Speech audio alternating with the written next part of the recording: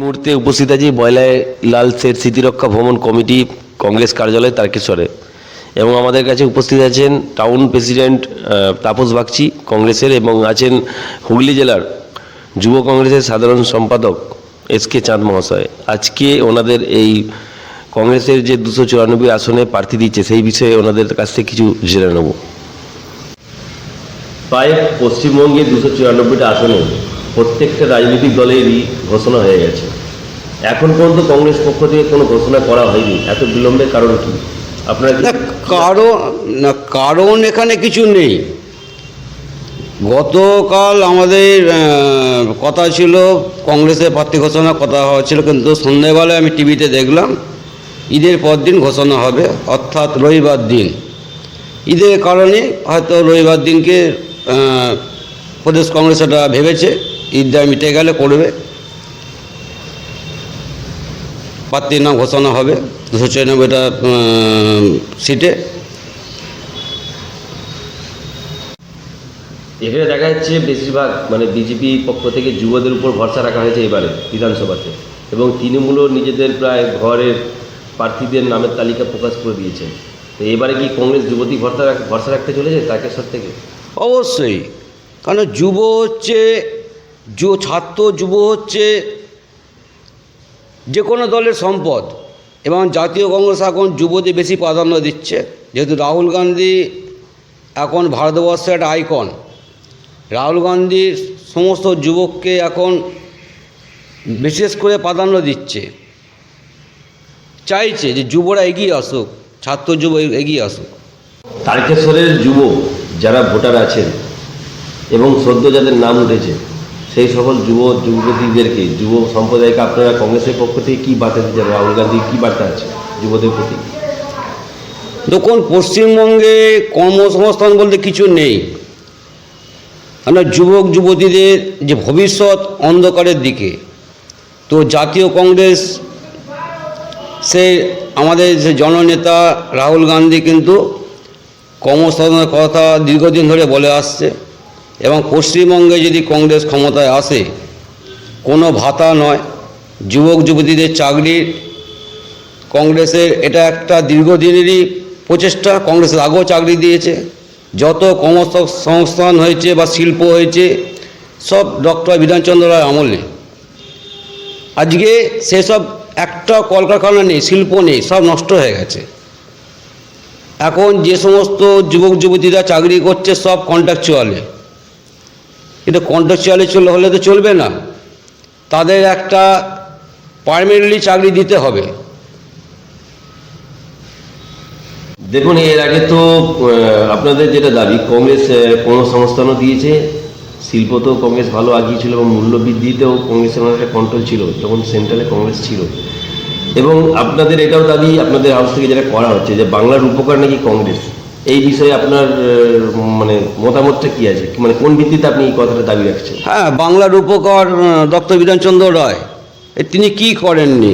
IIT থেকে শুরু করে দুর্গাপুর স্টিল প্ল্যান্ট, এদিকে আপনার কল্যাণী এইমস থেকে শুরু করে যত বড় বড় হসপিটাল সব কংগ্রেসের আমলে, ডক্টর বিধানচন্দ্রের আমলে, এবং যত চাকরি ছিল ডক্টর বিধানচন্দ্রের আমলে।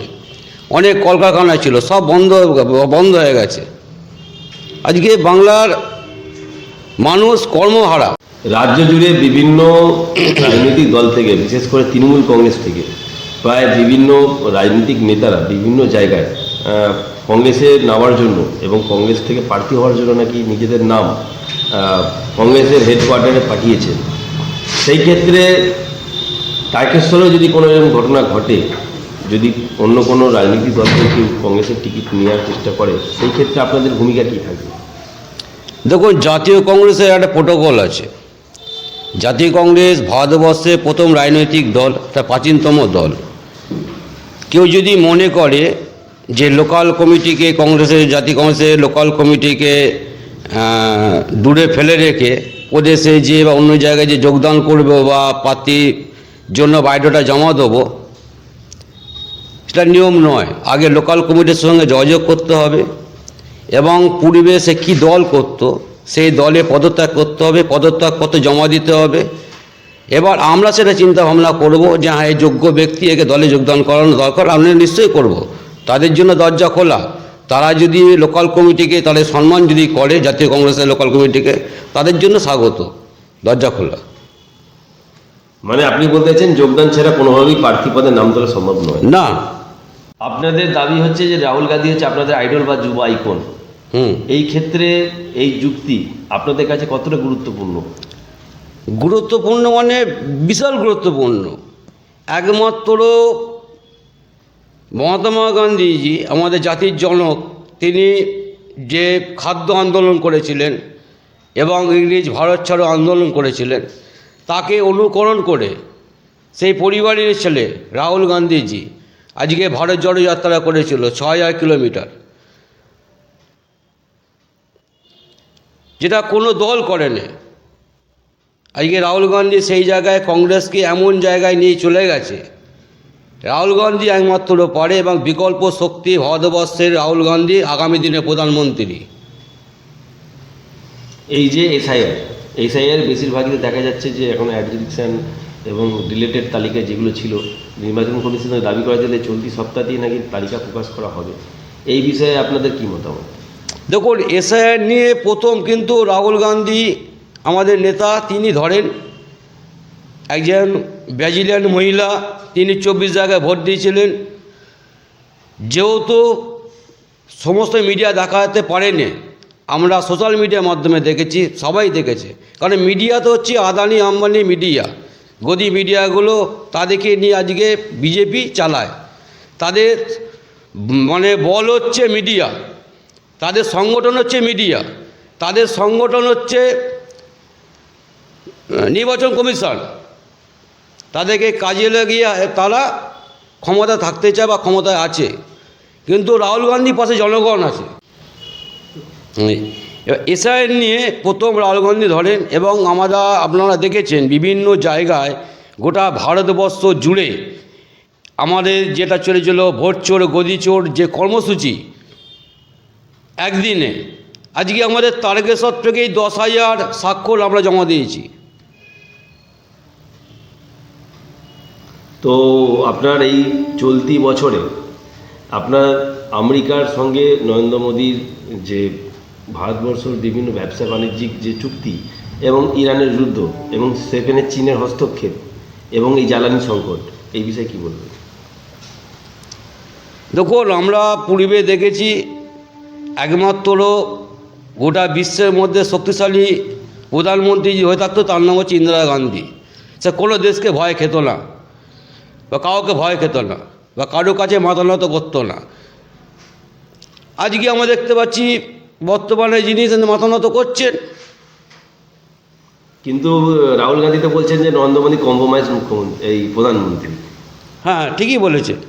ভারতবর্ষ জুড়ে আজকে যে গ্যাসের সংকট, জ্বালানি গ্যাসের সংকট, যখন 400 টাকা ইউপির আমলে গ্যাস ছিল, তখন এই স্মৃতি ইরানি এবং ওই আন্না হাজারে সেটা এখন হচ্ছে ঘুমোচ্ছে, তাকে দেখাই যায় না। আর স্মৃতি ইরানিকে দেখাই যায় না। কোথায় গেল? আজকে মানুষ গ্যাস নিয়ে যে হয়রানি হচ্ছে, সাধারণ মানুষ, আজকে গ্যাসের দাম কোথায় গেছে? যে গ্যাসের যে সংকট দেখা দিচ্ছে, মানুষ গ্যাস পাচ্ছে না, দুদিন বাদে মানুষ খেতে পাবে না গ্যাসের জন্য। কিছু কিছু জায়গায় তো দেখা যাচ্ছে যে আপনার মিষ্টির দোকান থেকে আরম্ভ করে বেশিরভাগই দোকান, খাবারের দোকানগুলি অচল হয়ে পড়ছে। অচলে তো পড়বে, মানে রেস্টুরেন্ট থেকে শুরু করে হোটেল থেকে শুরু করে মানুষ খাবার পাবে না। গ্যাস না থাকলে খাবার পাবে না মানুষ। কিসে রান্না করবে? কাকে মানুষ সেই খাবারটা যোগান দেবে কোত্থেকে? এবং প্রতিটা ঘরে খাদ্য সংকট দেখা দেবে, তারা খেতে পাবে না। এমনি নিত্য প্রয়োজনীয় জিনিসের যা দাম এবং মেডিসিন গরিব মানুষের নাগালের বাইরে, এবং চিকিৎসা ব্যবস্থা যে কোন জায়গায় গেছে। আজকে আমরা সে চিকিৎসা ব্যবস্থার কথা আমি বলছি। আজকে তারকেশ্বর হাসপাতালটা একটা স্টেট জেনারেল হাসপাতাল হওয়ার কথা ছিল, সেটা হয়নি। হয় তাকে আরামবাগে ট্রান্সফার করছে, নয় কলকাতা রেফার করা হচ্ছে, নয় চন্দননগর করা হচ্ছে। একটা অ্যাম্বুলেন্সের ভাড়া 3,500 থেকে 4,000 টাকা ভাড়া, একটা গরিব মানুষ পাবে কোথায়? কিন্তু বর্তমানে রাজ্যের মুখ্যমন্ত্রী মমতা ব্যানার্জি তো ভ্রাম্যমাণ যে অ্যাম্বুলেন্স চিকিৎসা পরিষেবা তো চালু করেছে, সেই বিষয়ে আপনি কি বলবেন? সে ভ্রাম্যমাণ অ্যাম্বুলেন্স কটা আছে? একটা তারকেশ্বর বিধানসভায় 11টা অঞ্চল, 11টা অঞ্চলে 2 লক্ষ ভোটার আছে, কতজনকে তিনি পরিষেবা দেবেন? আজকে বেসরকারি কিছু অ্যাম্বুলেন্স আছে বলে চলছে। আপনারা তারকেশ্বরে শোনা গিয়েছিল যে স্পেশাল একটা হসপিটাল করিডোর তৈরি হওয়ার কথা ছিল এবং সেটা এখান থেকে স্থানান্তরিত হয়ে অন্য কোনো একটা স্থানে হয়েছে। সেটা তারকেশ্বরবাসীর এটা দুর্ভাগ্য, আরামবাগ চলে গেছে। তা আপনারা কি দাবি রাখছেন যে তারকেশ্বর একটা স্পেশাল হসপিটাল করিডোর হোক? তারকেশ্বরে সুপার স্পেশালিটি হোক, তারকেশ্বরে স্টেট জেনারেল হাসপাতাল হোক, একটা হসপিটাল হওয়া দরকার। এবং বর্তমানে এখন মানুষের সবথেকে বেশি হচ্ছে হার্টের প্রবলেম, তারকেশ্বরে হাসপাতালে একটা আইসিইউ হওয়া দরকার। কারণ দেখা যাচ্ছে তো বেশিরভাগ ক্ষেত্রেই হয় আরামবাগ ট্রান্সফার করা হয় তারকেশ্বর থেকে, এবং তারকেশ্বর থেকে আরামবাগ যাওয়ার ফলে সেখানে বর্ধমান মেডিকেল কলেজ কলকাতাতে রেফার করে দেওয়া হচ্ছে, মানুষ হয়রানি হচ্ছে। এবং আপনি যদি জানেন না, হুগলি জেলার মধ্যে কোনো হাসপাতালে, সরকারি হাসপাতালে একটা হার্টের ডাক্তার নেই, কোনো নার্সিংহোমে হার্টের ডাক্তার নেই, ভালো আইসিইউ নেই। দিতে গেলেও সেখানে 5,000 টাকা পার ডে ভাড়া। হয় আপনাকে নিয়ে যেতে হবে বিএম বিড়লা, নয় বিপি পোদ্দার, নয় কোটারি, না আপনি বড় বড় বেসরকারি হাসপাতালগুলো খোলা আছে, সেখানে চিকিৎসা করাতে হবে। আপনি কি মনে করছেন যে এই হসপিটাল পরিষেবা উন্নত না হওয়ার একটাই কারণ এতগুলো ছাতার মতো যে নার্সিংহোমগুলো গজিয়ে উঠছে? এটা কি তার দেখুন, কংগ্রেস আমলে যে হাসপাতাল ছিল তারকেশ্বরে উন্নত, মানে হয়তো ছোট হাসপাতাল হলো, সেখানে চিকিৎসা ভালো ছিল। মিলিটারি ডাক্তার থেকে শুরু করে আমাদের তারকেশ্বরে এখন মারা গেছেন ডাক্তার চ্যাটার্জি, উনি ছিলেন ভালো ভালো ডাক্তার, তখন ছিলেন, মানুষ ভালো চিকিৎসা পেয়েছে। এখন হয়তো ওষুধ মেডিসিন দুটো দিয়ে দিচ্ছে, হয়তো 24 ঘন্টায় দিচ্ছে, কিন্তু সেখানে ডাক্তার সেখানে নেই, একটা ভালো শিশু বিশেষজ্ঞ নেই তারকেশ্বর হাসপাতালে, একটা কার্ডিওলজি নেই, একটা নিউরোলজি নেই, এইসব একটা ভালো এমডি ডাক্তার নেই, এইগুলো প্রয়োজন। দেখুন, তারকেশ্বরে যেটা দেখা যাচ্ছে যে বিভিন্ন জায়গায় ব্যবসায়িক প্রতিষ্ঠান হিসেবে বিভিন্ন জায়গায় ছাতার মতো গজিয়ে উঠছে আপনার নার্সিংহোম। সেই ক্ষেত্রে সরকারি হাসপাতালে পরিষেবাও খুবই খারাপ এবং সেখানে মানুষকে প্রচুর পরিমাণে টাকা খরচা করতে হচ্ছে এসব নার্সিংহোমে চিকিৎসা করাতে গেলে। এবং সেই ক্ষেত্রে আপনাদের এই তারকেশ্বর বিধানসভায় আপনারা মন্দির থেকে আরম্ভ করে বাকি যে অভিযোগগুলো আপনারা তুললেন এবং এখানকার সার্বিক উন্নয়নের জন্য আগামী দিনে তারকেশ্বর কংগ্রেস কমিটির পক্ষ থেকে কি উদ্যোগ নেবেন বলে আপনারা ঠিক করেছেন? দেখুন, তারকেশ্বর হচ্ছে একটা ধর্মীয় স্থান, তীর্থক্ষেত্র একটা। বিভিন্ন জায়গা থেকে তারকেশ্বরের মন্দির, বাবা তার মন্দির উদ্দেশ্যে লোক আসে, তীর্থযাত্রীরা আসে। কিন্তু তারকেশ্বরে হাসপাতাল বলুন, হাসপাতালের যা মানে পরিকাঠামো খুব নিম্নমানের। সেই আগে ছিল গ্রামীণ হাসপাতাল, গ্রামীণ থেকে রুরাল হয়েছে। এখনও বলছি। এবং তারকেশ্বরের বুকে যেভাবে বেসরকারি নার্সিংহোমগুলো যেভাবে ছাতার মতো গজিয়ে উঠেছে, সেখানে গরিব মানুষের পক্ষে অসম্ভব চিকিৎসা করানো। সেই ক্ষেত্রে তো মমতা ব্যানার্জি স্বাস্থ্যসাথী বলে একটা কার্ড বার করেছিলেন, সেই কার্ডগুলি নাকি স্বাস্থ্যসাথী কার্ড সবেতে তো প্রযোজ্য নয়, এবং থাকলেও সেই পরিকাঠামো মানে সেই ডাক্তার এখানে নেই, আপনাকে যেতে হবে বাইরে। তাহলে লোক আজকে বিভিন্ন জায়গা থেকে কেন ভেলোরে, ব্যাঙ্গালোরে মানুষ ছুটছে চিকিৎসার জন্য। আজকে পিজিতে ভর্তি হতে গেলে বাবা কাকা কাউকে ধরতে হবে, তারপর সে ভর্তি হবে, সোর্স ছাড়া ভর্তি হয় না। তারকেশ্বরের উন্নয়ন, সার্বিক উন্নয়নের জন্য আপনারা কি পদক্ষেপ নিতে, যদি আপনাদের ফলাফল ভালো হয় বা নাও হয়, কি করবেন সার্বিক উন্নয়নের জন্য? সার্বিক উন্নয়নের জন্য আমরা প্রথমত স্বাস্থ্যর দিকে আমরা প্রথমত নজর দেবো। তারকেশ্বর হসপিটাল থেকে সেইভাবে সেখানে প্রতিটা ডাক্তার, বিভিন্ন রকমের ডাক্তার যাতে থাকে, চিকিৎসা ভালো হয়, এবং আইসিইউ থেকে প্রতিটা জিনিস থাকবে তারকেশ্বর হসপিটালে, সেটা আমরা চেষ্টা করব। এবং সুলভ মূল্যে অ্যাম্বুলেন্স ভাড়া আমরা দেবো গরিব মানুষের জন্য। পশ্চিমবঙ্গে চাষিদের কপালে দুর্ভাগ্য বলে অনেকে দাবি করছেন এবং বলছেন যে চাষিরা যেভাবে চারিদিকে আত্মঘাতী হচ্ছেন তার একটাই কারণ ফসলের সঠিক দাম না পাওয়া। এবং এই ফসলের সঠিক মূল্য না পাওয়ার পিছনে আপনি কি কি কারণ আছে বলে মনে করেন এবং এটাকে কিভাবে প্রতিকার করা যায় বলে মনে করেন? দেখুন এখন বর্তমানে ফোরেরাজ এত বেড়ে গেছে, ব্যবসায়ী ফোরেরাজ যারা মধ্যিখানে, মানে যারা ভাগ চাষি, গরিব নিম্ন চাষিরা, তারা হয়তো গয়না বন্ধক দিয়ে বা ধার দেনা করে জমি চাষ করে। আজকে 1 বিঘে জমি চাষ করতে গেলে বর্তমানে 32,000 টাকা খরচ, এবং সারের যা দাম, আগে ইউপির আমলে সারে ভর্তুকি দেওয়া হতো, সে ভর্তুকি তুলে দিয়েছে কেন্দ্রীয় সরকার। এবং বীজের যা দাম, সে বীজ কিনে মানে চাষ করা এবং লেবার লাগিয়ে চাষ করা যে কি খরচ, যারা চাষ করে তারা জানে। সেই তুলনায় ফরেদাররা কী করছে, গরিব চাষিদের কাছ থেকে তা মাল কিনে নিয়ে তারা কোল্ড স্টোরে তারা লোড করছে, কিন্তু ডাইরেক্ট চাষিরা সেখানে দিতে পারছে না।